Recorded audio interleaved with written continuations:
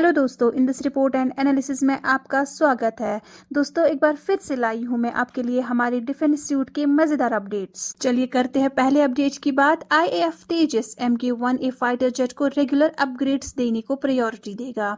जी हाँ दोस्तों, Indian air force अपनी तेजस MK-1A फाइटर जेट के लिए रेगुलर अपग्रेड्स को प्रायोरिटी दे रही है ताकि इनकी ऑपरेशनल इफेक्टिवनेस इवॉल्विंग थ्रेट्स और टेक्नोलॉजिकल एडवांसमेंट्स के खिलाफ बनी रहे। हार्डवेयर और सॉफ्टवेयर दोनों में इंक्रीमेंटल एनहांसमेंट्स के साथ IAF एब्सोल सेंस को ज्यादा बार एड्रेस करने की योजना बना रहा है। फाइटर के इक्विपमेंट में हर 3 साल में चेंजेस को वैलिडेट और इम्प्लीमेंट करते हुए IAF का सॉफ्टवेयर डेवलपमेंट इंस्टीट्यूट यानी SDI और aircraft and systems testing establishment यानी ASTE इस प्रोसेस को आगे बढ़ाएंगे। IAF इन अपग्रेड्स को इन हाउस फैसिलिटीज का इस्तेमाल करके करेगा, जिससे ओरिजिनल इक्विपमेंट मैन्युफैक्चरिंग जैसे हिंदुस्तान एरोनॉटिक्स लिमिटेड पर डिपेंडेंस कम हो जाएगी। इस योजना में सॉफ्टवेयर कोडिंग, टेस्टिंग और नई टेक्नोलॉजी का रिवैलिडेशन भी IAF फैसिलिटीज के अंदर होगा। तेजस MK-1A अगले दशक में इंडिया की डिफेंस पोस्चर में एक इम्पोर्टेंट भूमिका निभाएगा और इसका टेक्नोलॉजिकल अप टू डेट रहना एडवांस्ड एडवर्सरीज के खिलाफ जरूरी है।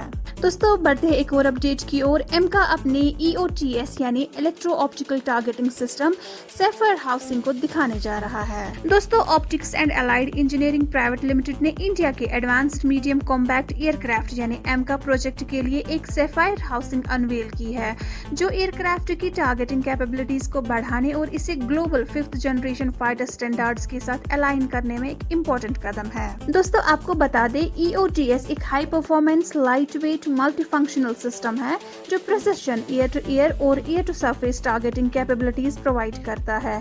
Sapphire housing sensitive targeting system को सेफ रखेगी, जबकि लो ड्रैग और स्टील्थी प्रोफाइल को बनाए रखेगी। EOTS को एयरक्राफ्ट के सेंट्रल कंप्यूटर के साथ high speed fibre optic interface के जरिए जोड़ा जाएगा, जिससे रियल टाइम डेटा प्रोसेसिंग और दूसरे ऑनबोर्ड सिस्टम्स के साथ सीमलेस इंटीग्रेशन पॉसिबल होगा। रडार सिस्टम्स के मुकाबले EOTS एक पैसिव सेंसर सिस्टम है जो एयरक्राफ्ट की एबिलिटी के टारगेट्स को डिटेक्ट, ट्रैक और एंगेज करने में बढ़ाता है, वो भी बिना अपनी पोजीशन रिवील किए। एमका प्रोग्राम में EOTS का शामिल होना इंडिया की इंटेंशन को दिखाता है कि वो फाइटर एयरक्राफ्ट टेक्नोलॉजी में ग्लोबल स्टैंडर्ड्स के साथ कदम मिलाना चाहता है।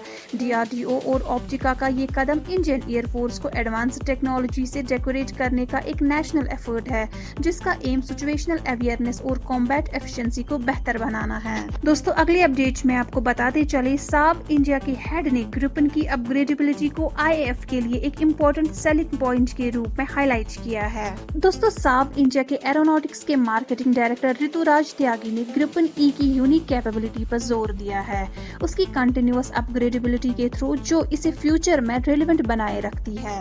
ग्रिपन E के की फीचर्स में सॉफ्टवेयर और हार्डवेयर अपग्रेड्स का सेपरेशन शामिल है, जो बिना एक्सटेंसिव चेंजेस के इंडिपेंडेंट मॉडिफिकेशंस को अलो करता है। एयरक्राफ्ट पर एक छोटी पैनल है जिससे ग्राउंड क्रूज नए सॉफ्टवेयर लोड कर सकते हैं, जिसमें मिशन क्रिटिकल और फ्लाइट क्रिटिकल फंक्शंस शामिल है। इसे एयरक्राफ्ट नई सिस्टम्स और कैपेबिलिटीज को इंटीग्रेट कर सकता है जब जरूरत हो, और जिससे ये एब्सोलेट नहीं होता। ग्रिपन E का डिजाइन इस तरह है कि ये IAF की जरूरतों को कई सालों तक सर्व कर सकता है, जो इसे रैपिडली इवॉल्विंग टेक्नोलॉजीज लैंडस्केप में एक सिग्निफिकेंट सेलिंग पॉइंट बनाता है। दोस्तों, आज की अपडेट्स में फिलहाल इतना ही। उम्मीद है हमारे डिफेंस सूट की हर अपडेट आपके लिए इन्फॉर्मेटिव रहती है। हमारे साथ जुड़े रहने के लिए आपका धन्यवाद।